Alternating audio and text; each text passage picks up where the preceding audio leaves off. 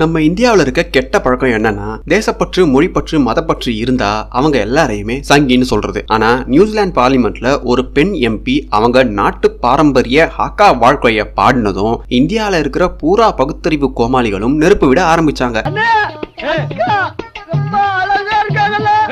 அது எப்படின்னே தெரியல. மத்த நாட்டு மக்கள் அவங்களுடைய பாரம்பரியத்தையும் அவங்களுடைய நாட்டுப்பற்றையும் காட்டினா மட்டும் இங்க இருக்கவங்களுக்கு அவ்வளவு பெருமையா இருக்கு. ஆனா இந்தியாவில எவனா ஒருத்தன் அதை பத்தி பேசினாலோ இல்ல நாட்டுப்பற்றை காட்டினாலோ இவனுங்களுக்கு அவங்கள பார்த்தா சங்கின்னு சொல்ல எப்படி மனசு வருதுன்னே தெரியல. இதுல தங்களை தாங்களே பகுத்தறிவுவாதிகள் வேற சொல்லிட்டு சுத்துறானுங்க. இத்தனைக்கும் அந்த ஹாக்கா வாழ்க்கை 170 வருஷம் மட்டுமே பழமையானது. ஆனா இந்தியால எல்லா மாநிலத்திலும் குறைஞ்சது 100க்கும் மேற்பட்டவங்க சுதந்திர போராட்டத்துல இறந்திருப்பாங்க. அப்படி அரும்பாடுபட்டு சுதந்திரம் வாங்கி தேசிய கீதம் அமைச்சா யார் மேலேயோ இருக்க வெறுப்பால தேசிய கீதத்தையும் சுதந்திர போராட்டத்துல உயிர் விட்டவங்களையும் அவமானப்படுத்துறதுக்குன்னே இங்க கேவலமான பல பிறவிகள் இருக்கிறாங்க. இந்தியாவை தவிர இப்படி ஒரு பிறவிகளும் இப்படி ஒரு சம்பவமும் வேற எந்த ஒரு நாட்டிலையுமே நடக்கவே நடக்காது. இதுக்கு முக்கிய காரணம் என்னன்னா பிரிட்டிஷார் கொண்டு வந்த கல்வி முறை மிக அழகா அருமையா இந்தியாவில வேலை செய்யறது தான். திமுகவை எதிர்த்து எவனெல்லாம் பேசுறானோ அவன் எல்லாரையுமே சங்கின்னு உருட்டி வச்சிருக்காங்க இந்த ஊபி. சங்கியா இருந்துகிட்டு பேசுறாங்க பேச்சு. இது என்னடா கொடுமையா இருக்கு? கேள்வி கேக்குறவங்க சங்கியா? அப்படி பார்க்க போனா நம்ம வடக்கு நண்பர் ஐயா அம்பேத்கர் தான் ஒரிஜினல் சங்கி. ஐயா அம்பேத்கர் தன்னுடைய வாழ்நாளில் என்னென்ன சங்கித்தனம் பண்ணாருன்னு நாம பார்க்க இந்த ஒரு வீடியோ பத்தாது, இன்னும் பல வீடியோஸ் தேவைப்படும். ஆனாலும் இந்த வீடியோல முடிஞ்ச அளவுக்கு பார்ப்போம். வணக்கம் மக்களே, நான் உங்கள் வேங்கை, தமிழ் வேங்கை.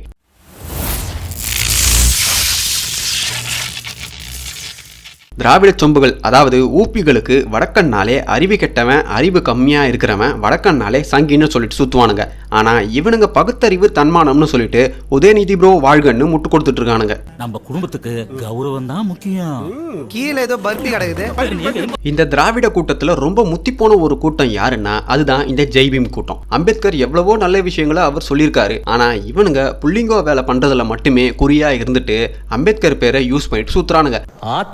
கூட கெட்ட வார்த்தை ஆக்கிட்டீங்களா? அம்பேத்கருடைய பொது வாழ்க்கை தாமோதர் மண்டபத்தில் மார்ச் 9, 1924 ஆண்டு தான் தொடங்குது. அம்பேத்கர் பற்றியோ அவருடைய வாழ்க்கையை பற்றியோ நாடகத்துல பார்த்து தெரிஞ்சுக்கிட்ட பல பேருக்கு அம்பேத்கருடைய உண்மையான வரலாறு சுத்தமா தெரியாது. நிறைய பேர் சொல்லலாம், நான் சின்ன வயசுல இருந்தே புக்ல படிச்சிருக்கேன், அம்பேத்கர் பற்றி நிறைய நூல் படிச்சிருக்கேன், அவருடைய பயோகிராஃபி எல்லாம் படிச்சிருக்கேன், நீ என்னடா புதுசா உருட்ட வந்துட்டியான்னு கேட்கலாம். ஆனா அம்பேத்கர் பற்றி நான் சொல்ற எல்லாமே பிரிட்டிஷ் ஆவணத்திலும் அவருடைய பயோகிராஃபி எழுதினவருடைய புத்தகத்தில் இருந்துதான் இப்ப நான் உங்களுக்கு பல விஷயத்த சொல்ல போறேன். இதை கேட்டு அதிர்ச்சி ஆறவங்க அதிர்ச்சி ஆகுங்க, இதை கேட்டுட்டு சிரிக்கிறவங்க சிரிங்க, இதை கேட்டு நம்பாதவங்க நம்பாம தயவு செய்து போயிடுங்க.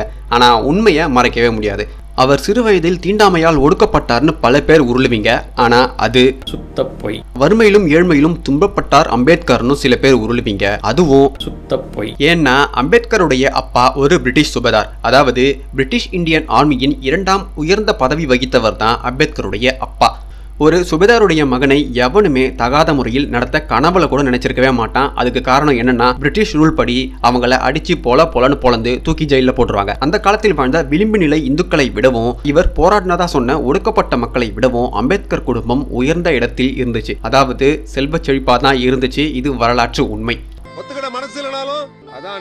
அம்பேத்கருடைய குடும்பம் பிரிட்டிஷ் அட்மினிஸ்ட்ரேஷன் கூட ரொம்பவும் நெருக்கமா இருந்தாங்க. அவருடைய அப்பா, மாமனார்னு எல்லாருமே பிரிட்டிஷ் அட்மினிஸ்ட்ரேஷன்ல நல்ல நிலையில தான் அவங்க பொறுப்பை வகிச்சிட்டு இருந்தாங்க. காந்தி, நேருவை போல பிரிட்டிஷாரால் விதைக்கப்பட்ட இன்னொரு ஆள் தான் அம்பேத்கர். மகாராஷ்டிரா அரசாங்கம் வெளியிட்ட அம்பேத்கர் ஸ்பீச்சஸ் அண்ட் ரைட்டிங்ஸ்ல 14 வால்யூம்ஸ்ல மொத்தம் 9996 பக்கங்கள் கொண்ட இந்த புத்தகத்தில் ஒரு இடத்துல கூட வெள்ளையனே வெளியேறு, இந்தியர்களை அடிமைப்படுத்தாதே, கொல்லாதே, சுதந்திரம் வேண்டும் இந்தியாவுக்குன்னு அவர் எங்கேயுமே சொன்னதும் கிடையாது, எழுதினதும் கிடையாது.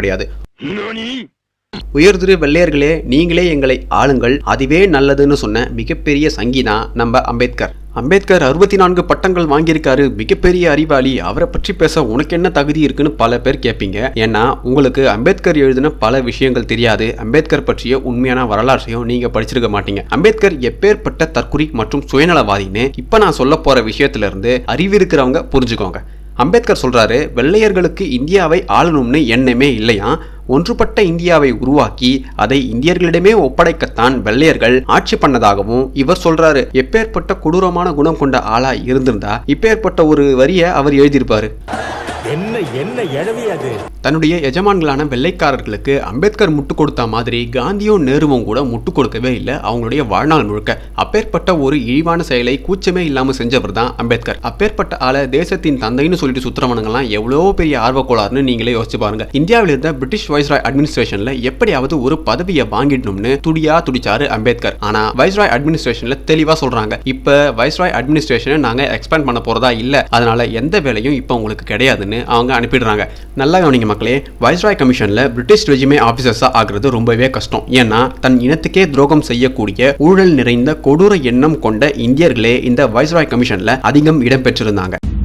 ஹலோ போலீஸ் ஸ்டேஷன், சுப்பிரமணியபுரத்துல தகராறு நடந்துட்டு இருக்கு சார். இதுல அம்பேத்கர் குடும்பம் முக்கியமான குடும்பம். இந்த கமிஷன்ல இருந்தவங்களுடைய வேலை என்னன்னா, எங்க யாரெல்லாம் பிரிட்டிஷாரை எதிர்க்கிறாங்களோ, பிரிட்டிஷாருக்கு எதிராக திட்டம் போடுறாங்களோ, சுதந்திரம் பற்றி பேசுறாங்களோ அவங்களை எல்லாரையுமே காட்டி கொடுத்து களை எடுக்கிறது தான் இவங்களுடைய முக்கியமான வேலை. இதை அம்பேத்கர் முழு நேரமாக செய்து வந்தார். வின்ஸ்டன் சர்ச்சில் இந்தியாவை பற்றி இப்படியாக சொல்றாரு, வெள்ளைக்காரர்களான நாங்கள் உங்களை ஆளவில்லை, எங்களுடைய கட்டளைகளை பணிவோடு பின்பற்ற நீங்கள் காட்டிய ஆர்வமும் நாங்கள் தந்த வாழ்க்கையை நீங்கள் விரும்பியதுமே காரணம்னு சொல்றாரு. அதாவது இவங்க கட்டளைக்கு யாரெல்லாம் கீழ்ப்படிஞ்சு இந்தியாவை நாசப்படுத்தினாங்களோ, இவங்களுக்காக வேலை செய்தாங்களோ அவங்கள பத்தி இவ்வளவு அழகா அவரே சொல்றாரு.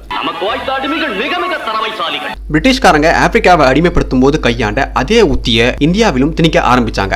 அதுதான் தீண்டாமை. ஏண்டா இந்தியாவில வெள்ளையனுக்கு முன்னாடி தீண்டாமையே இருந்தது இல்லையான்னு நீங்க கேட்கலாம். ஆனா அதை நான் சொல்றதை விட இந்தியாவை அடிமைப்படுத்தி ஆண்ட அரேபியர்களில் இருந்து கிரேக்கர்கள் வரைக்கும் தங்களுடைய புத்தகத்தில் தெளிவா எழுதிட்டு போயிருக்காங்க. நீங்களே அதை தேடி படிச்சு பாருங்க. ஈவன் இஸ்லாம் மன்னர்களே என்னடா இப்படி சொல்லியிருக்காங்கன்னு நீங்களே ஆச்சரியப்படுவீங்க. பிரிட்டிஷ் அடிமையான அம்பேத்கரை பெரியாளாக்க அவர் தன்னுடைய சிறு வயதில் எப்படியெல்லாம் தீண்டாமையை அனுபவித்தார்னு ஒரு போலியான கதையை உருவாக்குறாங்க. இந்த கதையில் வரும் முக்கியமான நிகழ்வுகள் என்னன்னா, கோவிலுக்குள் அவரை அனுமதிக்கல, கோணிப்பைக்கு மேல அவரை உட்கார வச்சு வகுப்பறையில் தீண்டாமையை கடைபிடித்தார்கள், தண்ணி குடிச்சா அடிப்பாங்கன்னு இன்னும் ஏகப்பட்ட உருட்டுகளை உருட்டி வச்சிருக்காங்க அம்பேத்கர் பயோகிராஃபில. 100 வருடங்களுக்கு பிறகு வரப்போகும் மடையர்களுக்கு நான் எப்படி இருந்தேன் என்று தெரியவா போகிறது.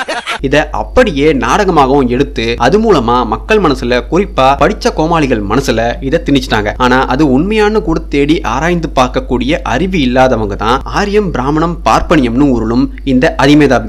அம்பேத்கருடைய வாழ்க்கையில் உண்மையாகவே இதெல்லாம் நடந்துச்சான்னு பாத்தீங்கன்னா இப்படியெல்லாம் அவருக்கு நடக்கவே இல்லை. ஃபர்ஸ்ட் ஆஃப் ஆல், பிரிட்டிஷ் ரெஜிமேல மிக உயர்ந்த பதவியான சுபேதார் பதவியில் இருக்கும் ஒருவருடைய பையனை எதிர்க்க எவனுக்குமே துணிவு இருக்காதுன்னு நான் ஏற்கனவே சொல்லியிருப்பேன். அப்படி யாராவது அம்பேத்கருக்கு பண்ணியிருந்தா தெருவுல இழுத்து போட்டு நாய் மாதிரி மிதிச்சே அவங்கள கொன்னுருப்பாங்க, இல்லனா தூக்கி ஜெயில போட்டிருப்பாங்க. இன்னும் சொல்ல போனா அம்பேத்கரை எதிர்த்து பேசவே எவனுக்குமே அந்த காலத்தில் தைரியம் இருந்திருக்காது. அப்ப நீங்களே யோசிச்சு பாருங்க, அம்பேத்கர் பற்றிய சிறுவயது கதைகள் எல்லாமே எப்பேற்பட்ட உருட்டுகள்னு. அம்பேத்கர் கல்யாணம் பண்ணிக்கிறது ஒரு பிராமண பெண். தனக்கு மிகவும் நெருக்கமாக இருந்த அட்வைசர்ஸ் கூட பிராமணர்கள் தான். ஆனா பிரிட்டிஷ் அடிமையான அம்பேத்கர் முழுக்க எந்தவித அடிப்படை அறிவும் இல்லாம கண்மூடித்தனமா தன்னுடைய முதலாளிகளுக்கு விசுவாசத்தை காட்டவே இந்து மதத்தை வெறி கொண்டு எதிர்த்தாரு. அம்பேத்கர் பயோகிராஃபியை எழுதின அவருடைய ஆதரவாளரே அம்பேத்கர் மட்டு மதிப்பற்ற திமிர் நிறைந்த ஆளாகத்தான் இந்தியாவின் சுதந்திர விஷயத்தில் அவர் செயல்பட்டார்னு குறிப்பிடுறாரு. மெட்ராஸ் கவர்னர் சர் ஜார்ஜ் ஸ்டான்லிக்கு நவம்பர் 24, 1933 ஆண்டு சர் சாமுவேல் ஹார் இப்படியாக எழுதுறாரு, நான் அம்பேத்கரின் திறமையையும் அவருடைய அர்ப்பணிப்பையும் முழுக்க பிரிட்டிஷ் இந்தியாவுக்கு தருவதை பார்த்து ஈர்க்கப்பட்டேன்னு எழுதுறாரு. அம்பேத்கர் இந்தியனாக இருந்ததை விட அவர் முழுக்க வெள்ளையர்களின் அடிமையாகவே இருந்து என்னுடைய வாழ்க்கை முழுவதும் உங்களுக்காக நான் அர்ப்பணிப்பேன்னு கடைசி வரைக்கும் அவர் வாழ்ந்து அதை நிரூபிச்சுட்டே போயிருக்காரு. அம்பேத்கர் பல வெள்ளைக்காரர்களின் காலில் விழுந்து, நான் எப்போதும் உங்களுக்கு அடிமையாகவே இருப்பேன், அதை மீறவே மாட்டேன், நான் சிலருக்கு பணம் தர வேண்டும், வைஸ்ராய் கமிஷனில் இந்த பதவி கிடைத்தால்தான் எனக்கும் என் தனி தனிப்பட்ட வாழ்க்கைக்கும் பயனுள்ளதாக இருக்கும்னு கெஞ்சி கூத்தாடி பிரிட்டிஷ் வைஸ்ராய் கவுன்சில்ல ஜூலை 20, 1942 ஆண்டு அவர் சேர்க்கப்படுறாரு. அப்பதான் இந்தியாவில் சுதந்திர நெருப்பு நாடு முழுக்க எரிய ஆரம்பிக்குது.